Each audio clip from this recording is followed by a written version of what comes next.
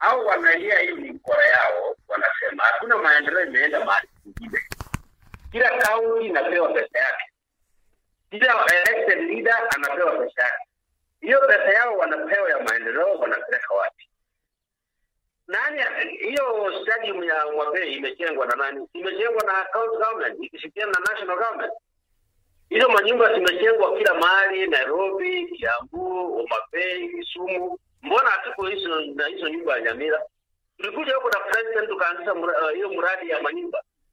County government imefanya nini? Hakuna kitu imefanya. Siasa ya Nyamira si ati maendeleo imepeleka kwingine, ni wanasiasa wa Nyamira wenyewe ambao hawajafanya maendeleo.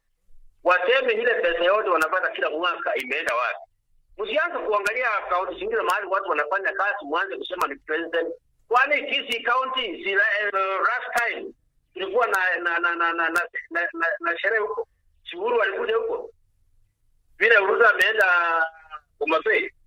Hiyo ni ukora ya wanasiasa. Wanasiasa waseme pesa imeenda wapi na wanapanga mipango gani ili kuensure kwamba wananchi wamepata maendeleo. Hiyo kusema ati maendeleo imeenda mahali pamoja kwa sababu ya rais hiyo ni na ujinga.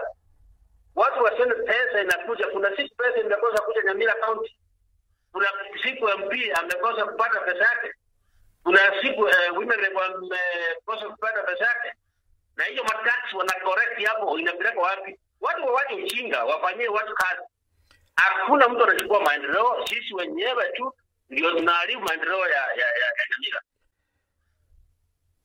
Matiang'i atoki mbinguni, kwani Matiang'i ni nani? Matiang'i amekuwa hapa, kwani yeye pekee ndiye president wa country? Sasa wakisitu waje kufanya kazi ya Matiang'i anakuja.